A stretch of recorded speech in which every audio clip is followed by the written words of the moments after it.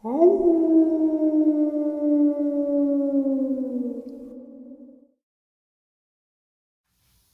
greetings and salutations, everyone. I hope everyone is doing well today. Today I have a update from a subscriber slash person of concern. Before we get into that, though, a couple links. As you know, I rely on Patreon, PayPal, and the merch to help the channel to continue to grow and go. Links to Patreon and PayPal are in the description below. The merch is displayed directly under the video. Also, Dogman Frightening Encounters, Volume 1 through 3, the audiobook versions. They were written and researched by Tom Lyons, narrated and produced by me, Jeff Nadolny. Those audiobooks are available on Audible, Amazon, and iTunes, links to which are also in the description as well. And finally, last but definitely not least, if you'd really like to help support this channel to continue to grow and go, simply subscribe. It doesn't cost you a cent. Click that like button. It takes half a second if you don't want to miss out on any of the informative uploads I put out daily. Click that bell icon, and folks, please leave a comment. Why? Well, because all of these things, they really do help this channel to continue to grow and go, and yes, they definitely do matter. Now, everyone, I have taken far too much of your time. Let's jump in to today's upload, shall we? Okay, folks, about 8 months ago, back in February, and I encourage everyone to look at dates. Dates are proof of what I'm going to say. And February 6th, I touched bases with a Border Patrol agent who shared a horrific experience with me. And on the 7th, I shared it with you. On the 13th, one of his associates, friend, fellow Border Patrol agent, was found dead due to a heart attack. That's in the news. You can look that up. And shortly thereafter, another Border Patrol agent that was with him had died in a apparent one-car drunk driving incident. This all happened in Edinburgh, Texas. Now, for those of you who don't know the experience, I'll share it with you quickly, and then we'll get into why he reached out to me. He reached out to me about middle of the day on Wednesday. I'm recording this Wednesday night. Excuse me. So, February 6th, I touched bases with a gentleman who is a Border Patrol agent. He validated himself and shared this unbelievable story. They were posted up just outside of Edinburgh and on the Rio Grande River. The Mexicans call it the Rio Bravo. Now, what he and his two fellow Border Patrol agents witnessed was one of the most horrific experiences I've ever heard. They were posted up on a hill looking down at the river. They saw numerous men, women, and children coming into America. Shortly thereafter, what they witnessed was a large wolf-like creature come out from the side woods there along the bank. The folks that were coming in from the river couldn't see this creature. The creature couldn't see the Border Patrol agents from their vantage point. All of a sudden, these Border Patrol agents are talking like, what the heck is that? What do we don't have wolves here. We may have a red wolf here and there, but nothing that large. This looks like a timber wolf on steroids. What's going on? What do we do? All of a sudden, this creature stands up, runs towards the people that are on the shore, and starts ripping people apart. Women, children, men. It had bloodlust. It then went into the water. It pretty much killed everyone there. Before it could really kill all the people, it did kill quite a many people. One of the Border Patrol agents had a long rifle with him and shot it. Shot it twice. Once in the shoulder area, and then as it kind of flopped over to the side, he kind of shot it in the hip area. It dropped down to all fours again and kind of stumbled back to where it had come from. He tells me this story, and he's, fearful of how everything is playing out. Shortly thereafter, like I said, the dates. I shared this experience on February 7th. Shortly thereafter, his fellow Border Patrol agent was found dead of a heart attack on the 13th of February. And in Edinburgh. And then his other partner was found dead in a single drunk driving accident. His friend did not drink. That's the thing. He's fearful for his life, and he's, of course, of Mexican descent, second generation American, and decides to go back to Mexico. That's pretty much where things left off for us. Now, what he thought was going on was he thought this was the government, the U.S. government, coming in and doing damage control. That's not the case. That's not the case at all. He is not wanted by the American government. He's actually reached out to a couple of his friends. He's been stateside. What I'm going to share with you reflects on a lot of what Victor had shared with us, but really shows how evil these creatures can be, and manipulated. That's another strange thing. So this gentleman is now back in the States. He doesn't know what he's going to do, but what he shared with me the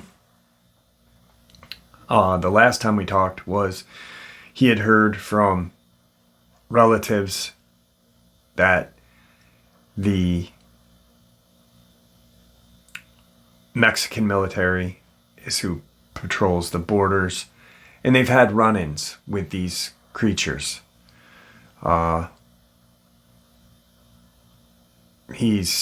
Was in Sinaloa area of Mexico.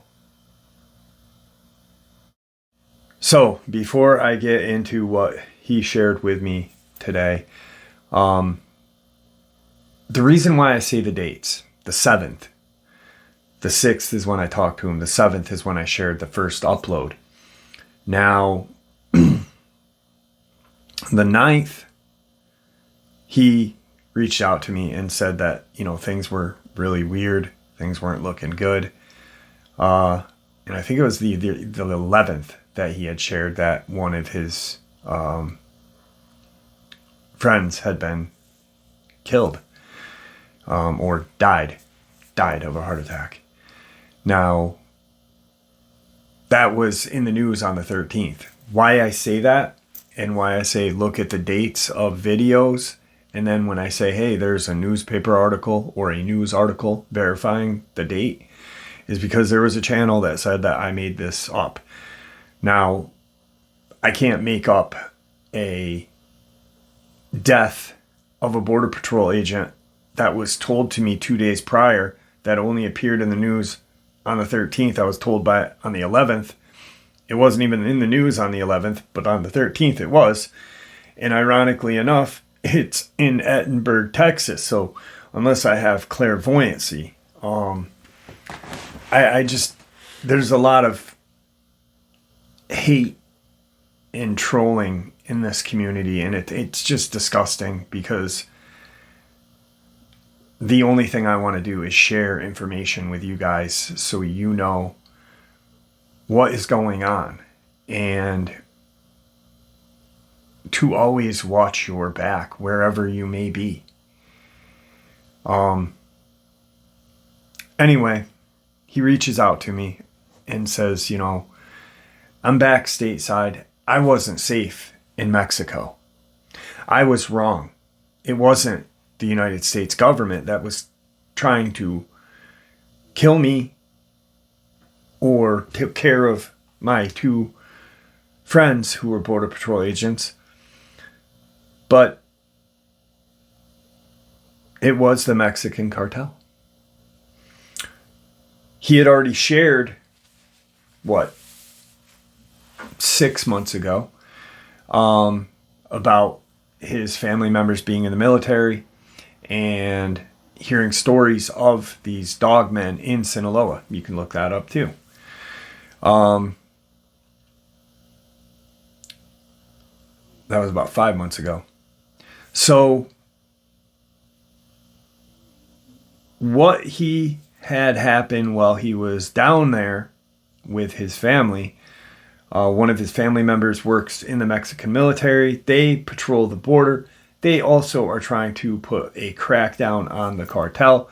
The cartel is just as powerful as it's always been, no matter what anyone says. They have so much money that they buy governments. They don't buy a government, but they buy protection from governments. But things are starting to, the Mexican government's like, hey, enough is enough. This has been going on far too long. So they're cracking down. And when they had gone into one of these kind of drug facilities where drugs are processed in the jungle, there was a camp out there, and there were caged dogmen, I guess protecting the encampment. So he believes the one that they had shot was property of not the United States government, but from these drug cartels. He now believes that his friends were both murdered by the cartel because of retaliation for what they had done. Why would they be using dogmen to kill fellow Mexican? More than likely because these people that are running from something to come here, more than likely were like drug mules or slaves for a different cartel, whatnot. we got talking, and I remember Victor saying when he was down in New Mexico that there was a hunt that he had done just 9 months ago, 10 months ago, with other agents. He was more or less seeing over everything, that animals were getting mauled and attacked, and there was only a couple prints, but then they'd find these tunnels that went underground. What are they? Well, they're drug smuggling tunnels, right? They eventually got this Dogman, and Victor had said, even prior to this, 2 years ago, 2 or 3 years ago, about these tunnels and possible use of these by the cartel. And now it's very clear, because he's back in the United States. They know he's back in the United States, and he's alive and well, and he's been here for 2 months. He didn't reach out because he wanted to get a feeling of how everything was. So how did they get these things? And how did they do what our government does, which would be weaponize them? Well, when you have mass amounts of money, you pretty much can do whatever you want. You figure out, you either kidnap somebody from the United States that's worked with the program at one point, or you pay them a very large, substantial sum of money. My guess is they paid a large, substantial sum of money and started to either catch the wild ones or the chipped ones, remove the chip, and use them. It really makes a lot of sense. And it's easy for the cartel to silence someone in America. It's done daily here.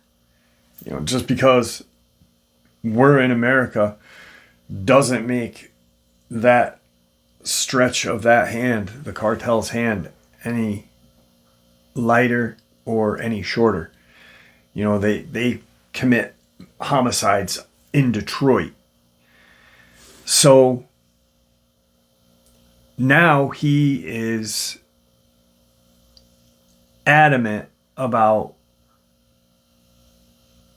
these drug cartels using these creatures as protection, as creatures to do their bidding, protection from the military. How long have they been using these? We don't know. But there's a reason why when the military goes into these locations that they're stopped quite quickly. Dogman.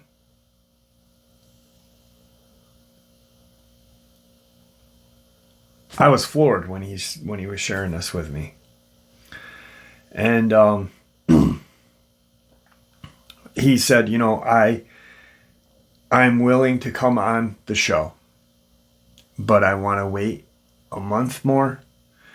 That way I know 100% what I'm pretty certain is for 100%. Like I said, he's been here for a couple months now, 2 months. And he's still, and his former boss knows where he is. I said, well, what did you say to them? I needed some bereavement time. I've been through a lot with my family, with my friends, with this, with that. And I needed to get away. And he's still alive. So my guess and his guess, and I believe him 100%, is that they're using these creatures for protection and kind of like a henchman. How? I don't know. But if our government can chip these things, a cartel that has a large substantial of money and an endless supply of drugs to get more money, they can pretty much do and figure out anything. Has it been going on since Pablo Escobar? Who knows? But maybe. I mean, they started breeding these things in the 50s and 60s. So, I don't know. But he has agreed to come on the show. Actually, he brought it up. He didn't agree. I didn't ask him. He said, I really would like to share. Maybe it could help what I'm going through and what I'm feeling. And I said, anytime. Take your time. Feel like you're whole again. Feel like you're not looking over your shoulder. And then come on the show. So that's the major update from the Border Patrol agent. I was shocked. I always had a feeling, because Victor had said it 2 years ago about these tunnels. It was actually during one of the live Q&As when we were all talking one night. So, update on the Border Patrol agent. Now I want to share something with you. Another interview that I'm dying to get on this channel. So, all right. So the next encounter or experience I'm going to share with you had been shared with me once, and since that day, almost two years ago, I have periodically texted this person. I'll get a response, like I'll text her and I'll get a response like a month and a half later. Now, the experience happened in South Dakota, the Black Hills. One of these cases that have just sat with me for a long time. People have asked, Jeff, what experiences sit with you? And I'm like, like the Delaware fisherman where he shot the Dogman, the Connecticut, but then the attacks, and then this one. A young woman was out hiking. She was pregnant while she was hiking. And she comes across this, what she thought was a coyote in a foot trap. Well, she sees it and she feels just terrible, the emotions of being pregnant, then seeing this animal in pain. And she's like, if I go and release this trap, spring this trap, it's going to bite me. Well, she bends down. Mind you, she's pregnant. She bends down and starts talking to this coyote in a soothing voice. Hey, I'm here to help you, yada, yada. And it's looking at her almost like she can feel like it understands what she's saying. And she releases the trap. And it looks at her and licks its paw, which looked very strange, she stated, and takes off running.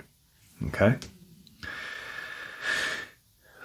About a year and a half goes by, maybe 2. Mind you, she's pregnant. She's only about 3-4 months pregnant at this time. So about a year and a half goes by.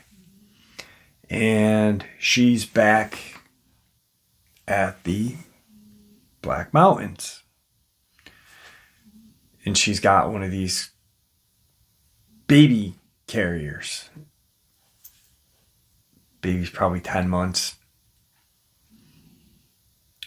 and she's hiking. Beautiful day.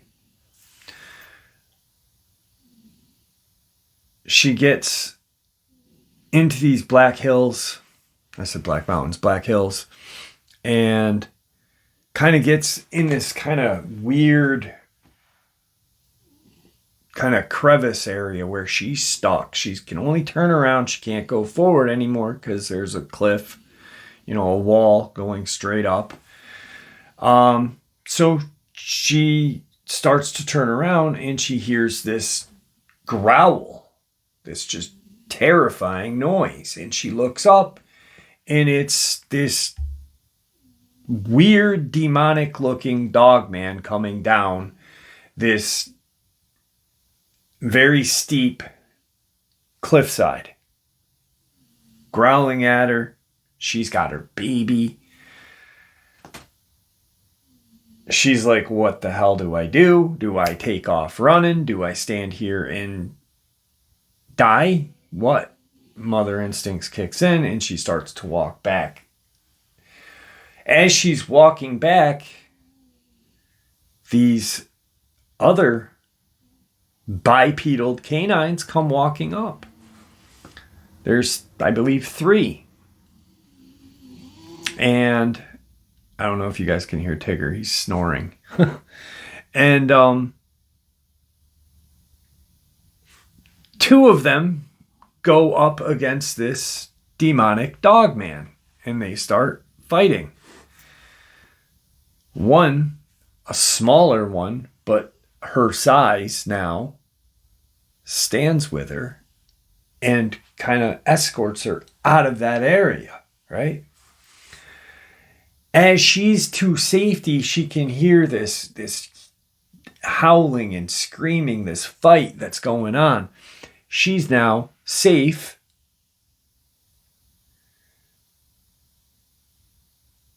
She looks at the creature, and the creature looks at her and points to her stomach, points to his paw, his foot. She sees the scar on his leg. And it all came flooding out. She realized that this was the coyote that she had saved a year ago, year and a half ago, whatever. Like I said, it's been 2 years since this person reached out to me. And it was one conversation, 45-minute, where I couldn't record it. And it, like I said, it pointed to her stomach, pointed at the baby, pointed at its leg. She realizes, holy cow. That by far, to me, is one of the most, I guess, uplifting, or one of the most experiences that shows that, and I hate saying this, but they're not all evil or bad. And it remembered her. And it remembered that, and she wasn't showing. That's the thing. She was not showing when she was there the first time, but it knew. It knew she was pregnant. And I am dying to get her on this show, because the way she told it, I don't give it justice. And that's one of the experiences that sticks out to me. Right there. It's always right there. Now, I don't think about it every day, but periodically when I go in this desk drawer and I grab the phone book of people that I've interviewed, people that I've talked to, this and that, and I go to put a new person in or something, I'll remember her experience, and then I'll send her a text. I'm going to send her a text after I record this. So yeah, hopefully we can get her on. I have got some information out of Tazwell, Virginia now. Now, those of you who have been with the channel for a while or have gone back and listened to uploads from 2021, 2022, there was an obscene amount of missing people and deaths in Tazwell, Buchanan, Virginia, bordering Mercer County, West Virginia. And I had multiple subscribers reach out to me. I was going through the news. I had actually called the Virginia State Police Public Affairs Relation Officer and asked questions. I had contacted Tazwell, put them on the spot to where someone messed up and said that there was 2 bodies found in one place one night. And yeah, so back in the day, I had a guy, I still do, a good friend, met him through the channel, DJ.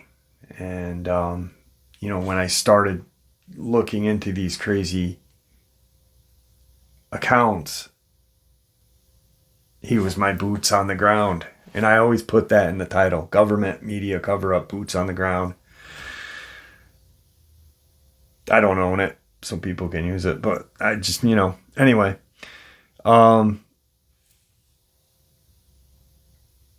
DJ and I have birthdays pretty close together, about 2.5 weeks apart, 3 weeks apart. And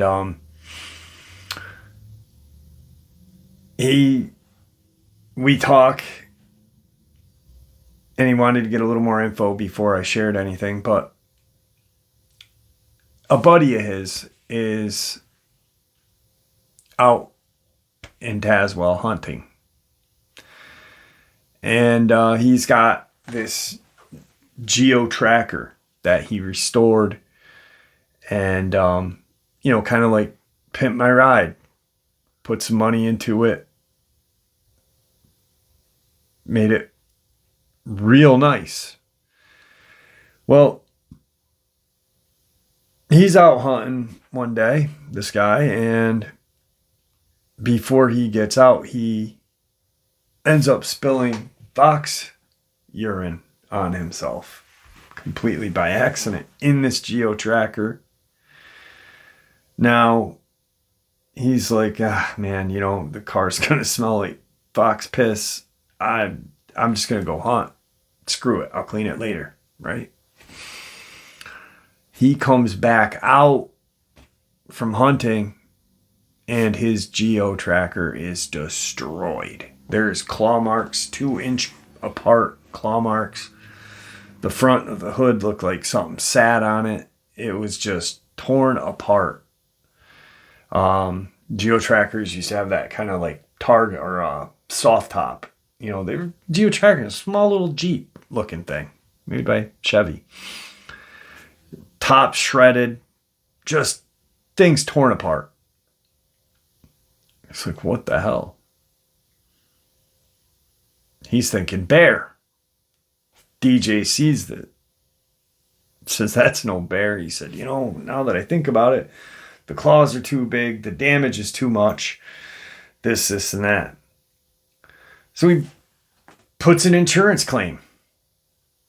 And the insurance adjuster says, we're canceling your policy. This is not a wild animal. This is not, you did it, or you had an enemy that did it, or whatever, but we feel like you had part in this. First and foremost, this guy had been restoring this tracker for a long time. He's not rich. He's not well off.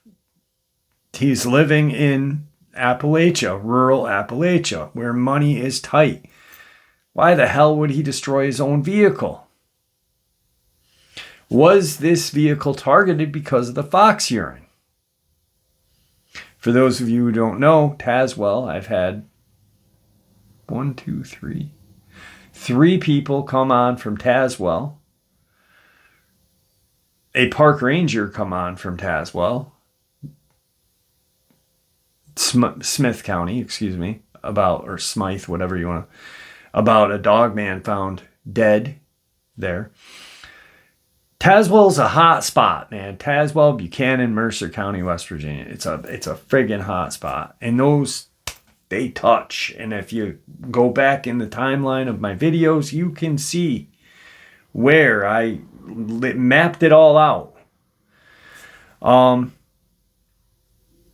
Tazwell has had numerous sightings of a Dogman that resembles a fox. Could this have been this fox-like Dogman that did the damage? Was it a bear? We weren't there. There was no trail cams up, but there was massive amounts of damage. And, DJ and his buddy feel like it was far too much to be a bear. The front hood's crushed in. There's claw marks through it. Is there going to be more missing people and more deaths in Tazwell, Buchanan, Virginia? Only time will tell. But that's the update from DJ. And someone's walking by with some music, so I'm going to hit pause real quick. All right, so that was today's upload. A lot of updates. I'll keep everybody in the know on the Border Patrol agent. If he reaches back out and wants to come on, I'll let you guys know when that's going to be happening.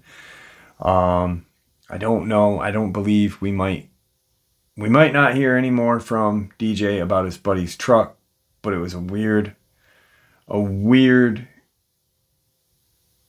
experience in a place where there's been numerous dogmen. There's been government officials there. There's actually been a shift in weather. I mean, guys, if you really want to have your mind blown, go and find these videos on the channel about Virginia, Tazwell, and Buchanan, Virginia. There was a day when there was a dogman, a female dogman, and a pup dogman found dead on that day, and it was in the news. Parts of Tazwell and Buchanan, Virginia were flooded in torrential downpours, and other parts weren't. It sounds real fishy because the government came in and used the trains, the old mining train tracks, to come in and clean up this mess. These are all videos that I made, and with people and news articles backing what I shared. I really honestly hope that there is not any more missing people or deaths in this region of Virginia and West Virginia, because they've been through hell.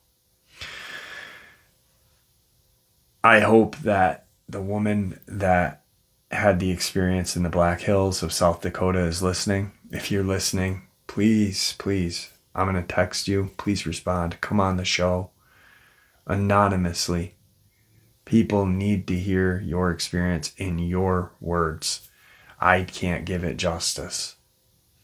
With that being said, guys, I appreciate all of your support. Your support is what makes this channel so special. What makes it continue to grow and go. The information that we share with each other on this channel is truly amazing, and I am blessed. With that being said, please stay safe, happy, healthy, and ever vigilant, keeping an eye on your children, the most precious commodity this world has, your pets, your family, and friends. Share a little bit of the information that we share with each other on this channel daily with the folks that you care and love. And it may just save their life someday. And with that, God bless you all. Have a wonderful day.